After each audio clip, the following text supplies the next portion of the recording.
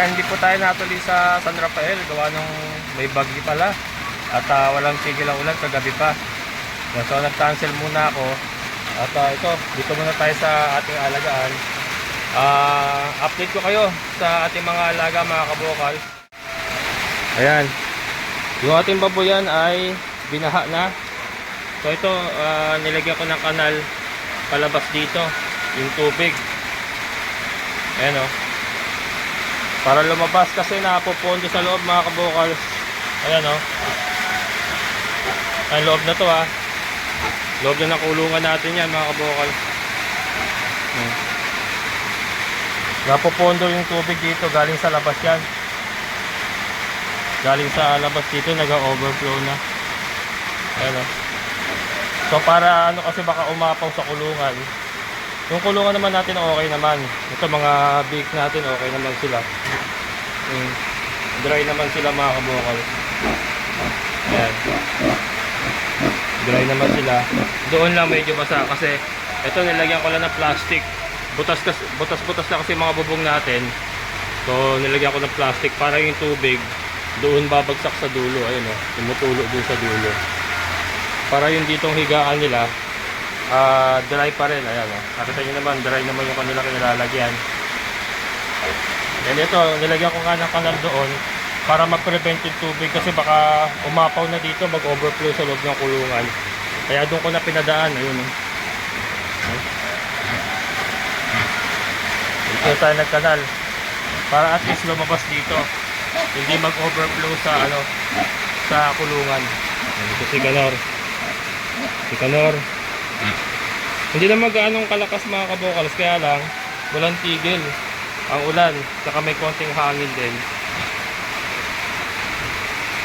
Ayan, ito dry naman ito.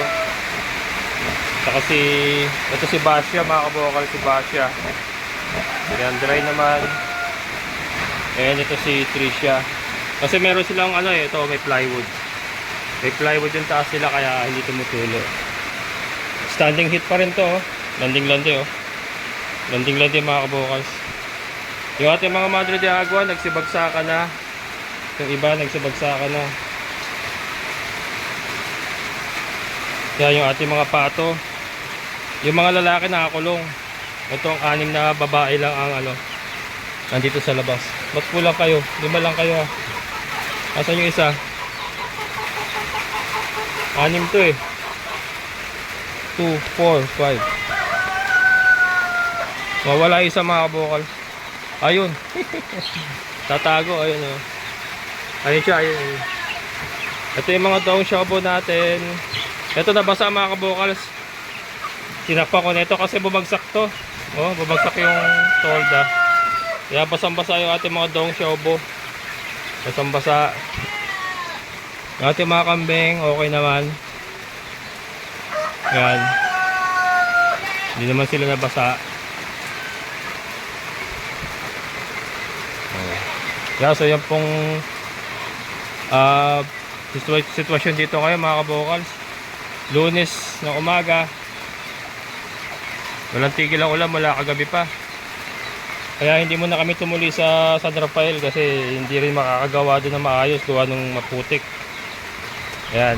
So tara, pakain tayo sa mga decal browns, mga kabukals. Sasama ko kayo sa mga decal browns. Ayan, mga kabukals, nandito naman tayo sa area ng ating mga decal browns. Yan na nga yung mga nabaklas nila kahapon, oh. Ayan, oh. Wala na mga net yan. Ayan, wala nang partition yan. Diyan na tayo nagdadaan. Ayan. So ito yung ating mga decal browns, mga kabukals. Ayan sila. So far ay okay naman sila at nakakulong lang sila, hindi sila nababasa sa loob. Ayan, papakain tayo, mga kabukals.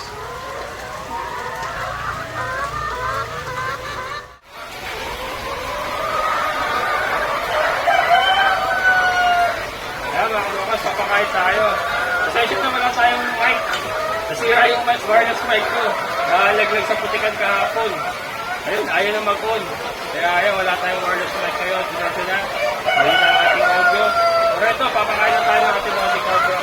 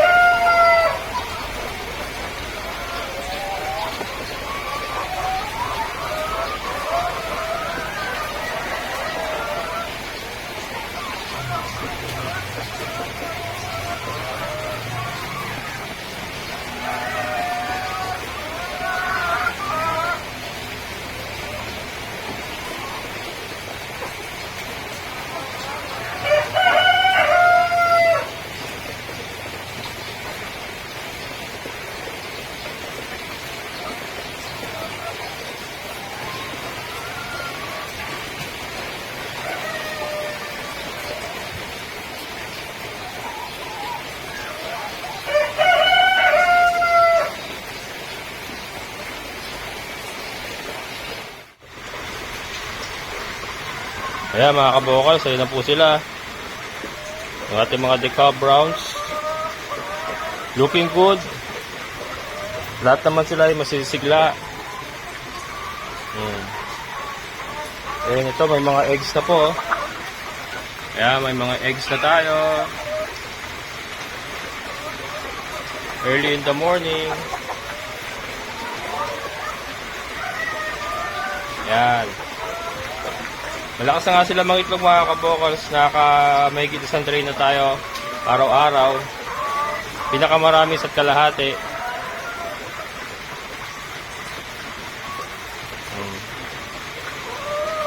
Dun sa labas ay maulan na maulan, no? Yan, no? Nakita nyo naman yung labas mga kabokals. Yung labas ng ating chicken coop. Napakaputik. Yan, pero yun nga, pagka tayo nakalipat na ng San Rafael, mas magiging maayos na pong sitwasyon nila doon. At yung lupa doon kasi iba, hindi po katulad nito na sobra pong nagpuputik at napopondo ang tubig. Ayan. Grabe dito, paglabas pa lang nila dito sa pintuan nila, ayan, napakaputik na. Kaya hindi natin sila pinalalabas. Kasi una-una mababasa sila palagi. Hindi kasi, iba kasi dyan na hindi sumisilong kahit naulanan na. Sige pa rin sa labas. Yung paa nila magpuputik, madudumihan yung mga itlog. Yan po. Yan po ang ating mga decab browns.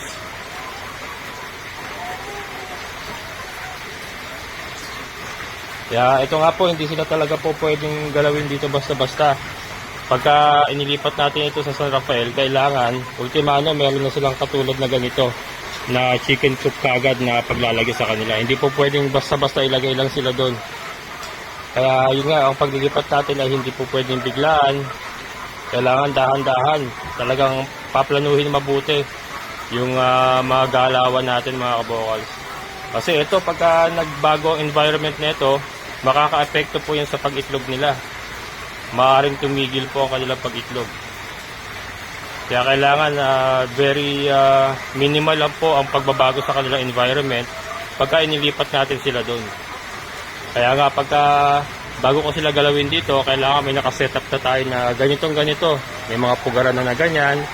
Halos ganito yung laki ng kanilang chicken coop. Kasi nga ang gagamitin natin yung breeding area natin doon mga kabukals. Yung breeding area natin doon na nabubong, yan po ang gagamitin natin. Pag giniba yon, kasi magkasukat po yan ganito kalaki yun magkasukat po yan. Yan ang gagamitin natin chicken coop nila doon. Gigibain natin yan dito and then itatayo uli doon. And then yung mga net po na nakuha nila kahapon, yun ang gagamitin pang sidings. And mas magiging open mga kabokals yung ating chicken coop na gagawin doon, hindi katulad dito na puro yero. Ang mangyayari doon, ang yero lang natin na nasa baba lang. Pero yung ganyan, wala na. Net na yan. Bukas-bukasan niya, kaya mas presko po sila. Kasi ilalagay natin sila sa bandang gitna, hindi sila nasa gilid ng bakod.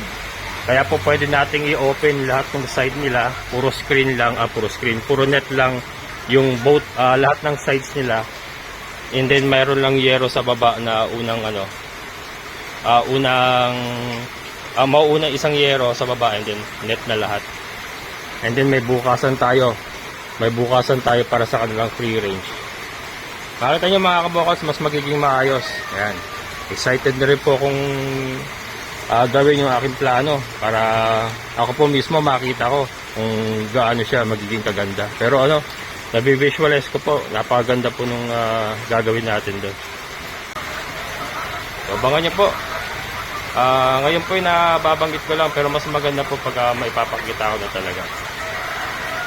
Ayan. Sa tutok lang po kayo sa ating YouTube channel, Kabokals Farmer. Ayan. So ito, tignan natin yung ibang alaga natin. Ayan. So nagpakain naman tayo ng ating mga baboy. Nakita nyo naman, masigla naman sila kumain.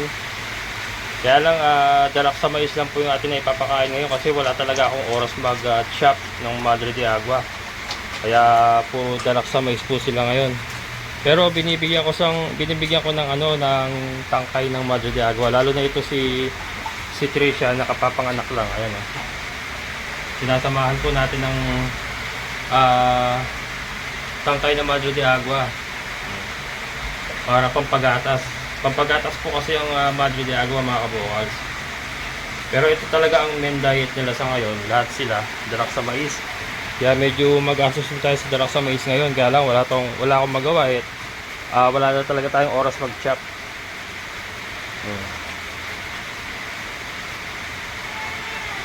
Ayan si Basya. Ayan si Kimberly. Yan naman po ay may molasses saka asin. Dalak sa mais, molasses at asin. Yan po ang halo niyan. Ayan.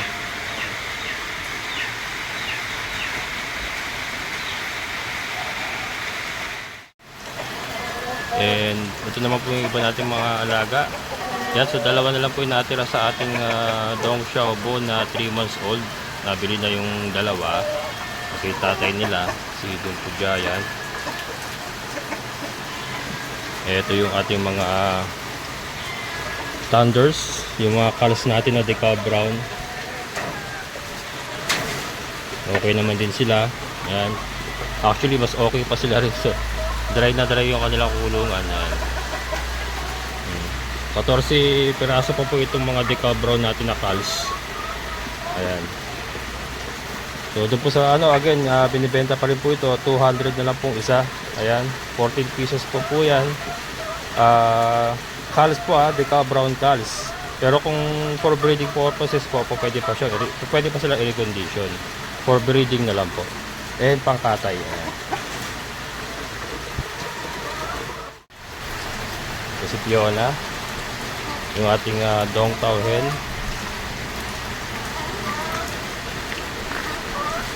And si Diego, yung ating Dong Tao Rooster. Ayan.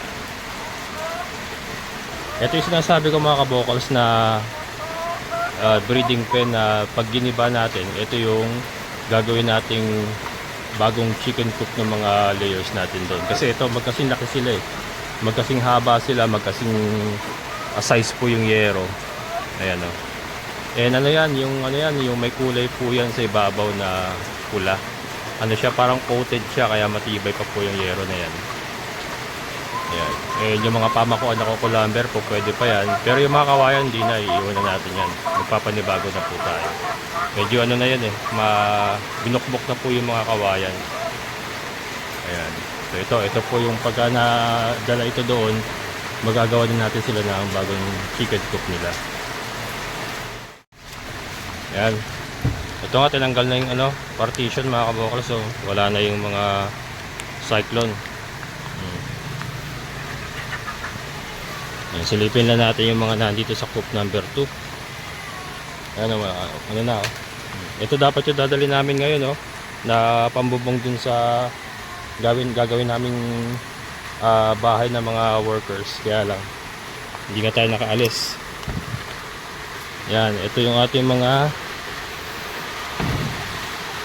white leghorns na rooster. Yan, gagawin natin future roosters yan mga yan. And ayan yung ating Rhode Island at saka yung dominant CC natin. Ito okay sila. Ito lang ano, pinapasok ng tubig, pero yung part na yan tuyo naman. Ito chicken coop number 2 ito. Ito ay gigibain din natin. Yan.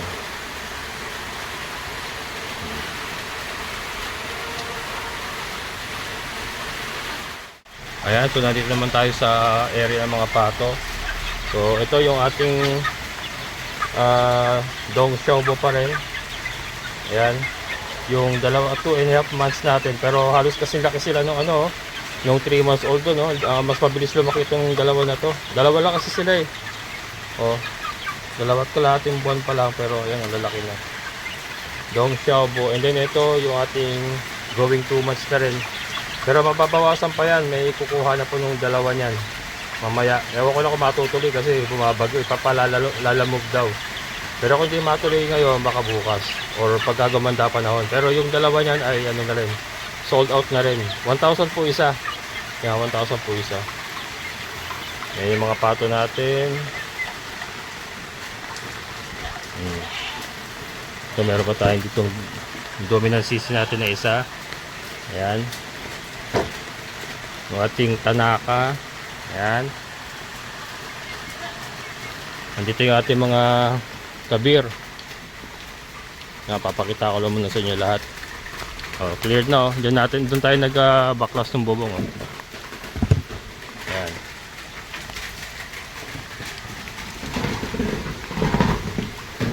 So, ito po sila yung ating mga kabir hens at saka yung dalawa nating Rhode Islands.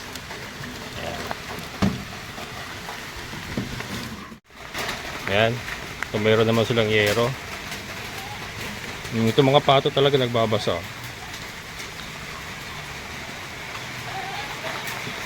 Ayan. Napakain tayo kambing eh. Sila na yung huli. And then pack up na tayo. Uwi muna tayo.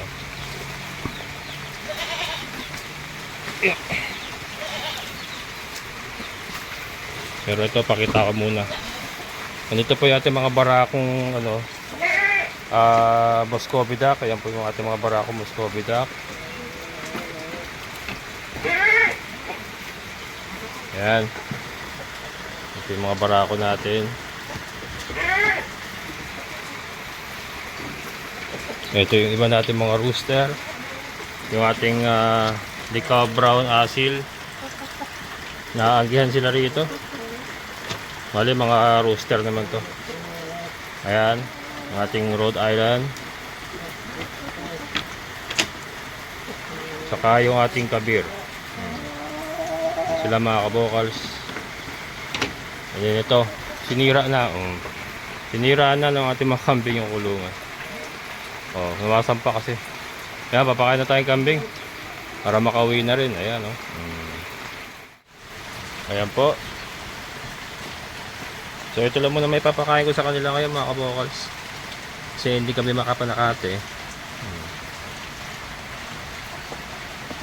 Sanay na sanay kumain ng darak sa mais yung ating mga kambing.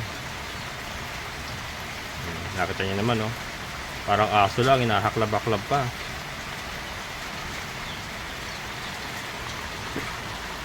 Dagol. Siyempre si Dagol malakas kumain niya mga kabokals. Ayan, oh. Yan po ay may molasses at asin.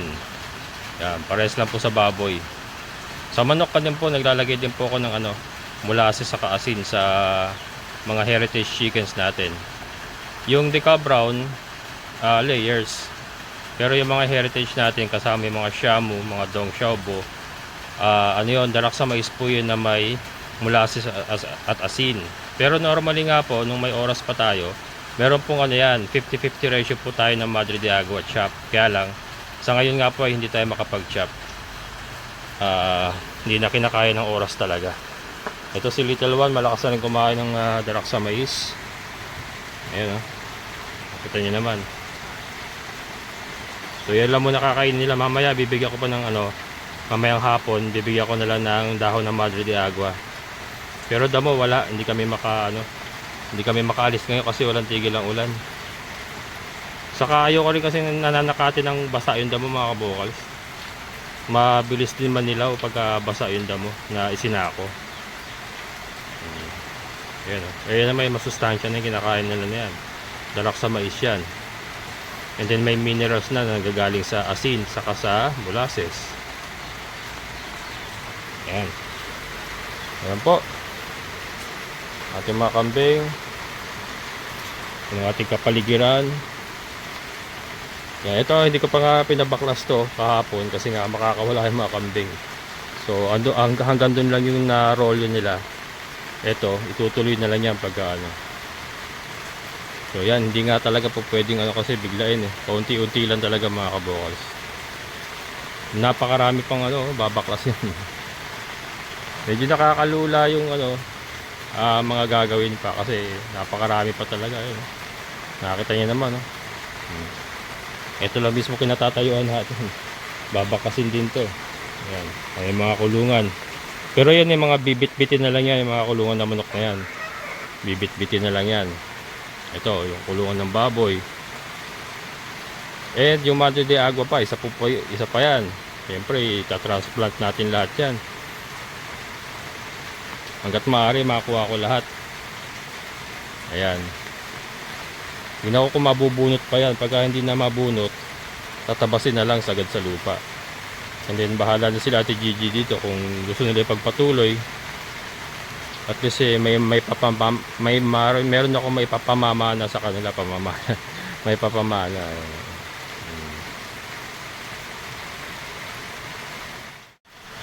Ayan mga kabokals, so hanggang dito na lang. Maraming salamat sa inyong pagsama. So yan pong aking update ngayong maulan na Lunes. Ayan, may bagyo. Ano ba to? Paeng. Ay hindi, si Enteng. Si Enteng si Enteng mga kabokals ang bagyo natin ngayon. At nagpapaulan sa atin. Hindi ko alam kung hanggang kailan pa kasi parang maglalandfall pa lang yata mamayang hapon. Tingnan natin, sana matapos kagad para makabalik tayo ng San Rafael. Kasi para matapos na rin kasi tumatakbo ang araw ko. Hanggang katapusan na lang yun. Ginagamit ko na yung advance ko Ayan mga kabokals, maraming salamat. Hanggang dito na lang. Maraming salamat po muli sa lahat po ng mga solid kabokals and mga silent viewers ko. Maraming salamat sa inyo.